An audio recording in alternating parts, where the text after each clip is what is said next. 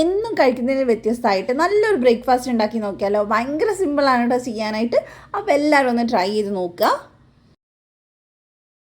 അപ്പോൾ ആദ്യം തന്നെ നമ്മളൊരു പാനിലേക്ക് കുറച്ച് വെളിച്ചെണ്ണ ഒഴിച്ചിട്ടുണ്ട്. അതിനകത്ത് നമുക്കൊരു 1/2 ടീസ്പൂൺ കടുക് ചേർത്ത് കൊടുക്കുക.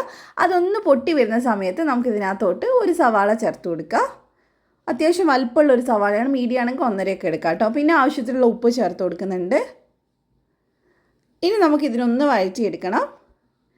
പിന്നെ അതേപോലെ തന്നെ നമ്മൾ ഇതിലേക്ക് കുറച്ച് കറിവേപ്പില ചേർത്ത് കൊടുക്കുന്നുണ്ട്. നമ്മൾ ഒരു പകുതി ഒന്ന് വേവാകുമ്പോൾ തന്നെ ഇതിലേക്ക് 2 തക്കാളി ചേർത്ത് കൊടുക്കുന്നുണ്ട്. നല്ല പഴുത്ത തക്കാളി എടുക്കാൻ നോക്കുക.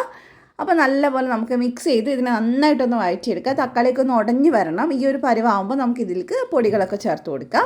അപ്പോൾ ഞാൻ ആദ്യം തന്നെ ഇതിലേക്ക് ഒരു 1/4 ടീസ്പൂൺ മഞ്ഞൾപ്പൊടി ചേർക്കുന്നുണ്ട്. 1/2 ടീസ്പൂൺ മല്ലിപ്പൊടി ചേർത്തിട്ടുണ്ട്. പിന്നെ എരിവിന് ആവശ്യത്തിന് മുളക് പൊടി ചേർക്കാം. ഞാൻ ഇവിടെ കാശ്മീരി എടുത്തിട്ടുള്ളത് ഏകദേശം ഒരു 1.5 ടീസ്പൂൺ ഞാൻ ചേർത്തിട്ടുണ്ട്.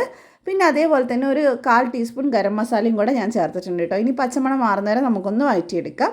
അപ്പോൾ ഇത്രയേ ഉള്ളൂ, നമ്മുടെ ഫില്ലിംഗ് ഇവിടെ റെഡി ആയിട്ടുണ്ട്. അപ്പോൾ ഇനി നമുക്ക് ദോശയൊന്ന് ചുട്ടെടുക്കാം. അപ്പോൾ അതിന് വേണ്ടി ഞാനിവിടെ ദോശക്കല്ലിൽ കുറച്ചൊന്ന് വെളിച്ചെണ്ണയാക്കി കൊടുക്കുന്നുണ്ട്.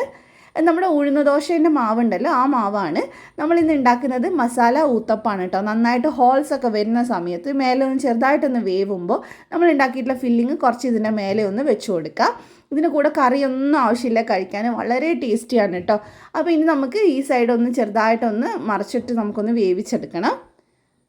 അപ്പോൾ നമുക്കിനി ഒന്ന് മറിച്ചിട്ട് കൊടുക്കാം. ഈ സൈഡും കൂടി നന്നായിട്ട് ആ മസാല നന്നായിട്ട് ദോശയിൽ പിടിക്കുന്ന പോലെ ഒന്ന് വേവിച്ചെടുക്കാം. ജസ്റ്റ് 1-2 മിനിറ്റ് വേവിച്ചാൽ മതി. അപ്പോഴേക്കും നന്നായിട്ട് അതിൽ പിടിച്ചിരിക്കും. ഇപ്പോൾ നന്നായിട്ട് റെഡി ആയിട്ടുണ്ട് കേട്ടോ. ഇത്രയേ ഉള്ളൂ, വളരെ സിമ്പിളായിട്ട് ചെയ്യാൻ പറ്റും. നമ്മൾ എന്നും ദോശയും ചമ്മന്തിയൊക്കെ കഴിക്കുന്നതിന് പകരമായിട്ട് ഇതുപോലെ ഒന്ന് മസാല ഊത്തപ്പം ഉണ്ടാക്കി നോക്കുക. കുട്ടികൾക്കടക്കം എല്ലാവർക്കും ഇഷ്ടമാവും. ഇതിൻ്റെ കൂടെ വേറെ ഒന്നും വേണ്ട കേട്ടോ. എൻ്റെ കയ്യിൽ ചമ്മന്തി ഉള്ളതുകൊണ്ട് ഞാൻ സെർവ് ചെയ്തേ ഉള്ളൂ. വെറുതെ കഴിക്കാനും അടിപൊളിയാണ്. അപ്പോൾ എന്തായാലും നിങ്ങൾ ട്രൈ ചെയ്ത് നോക്കുക. ഇതുപോലത്തെ റെസിപ്പീസിനുണ്ട് ധ്യാൻസ് കണ്ണൂർ കിച്ചൻ ഫോളോ ചെയ്യുക. താങ്ക്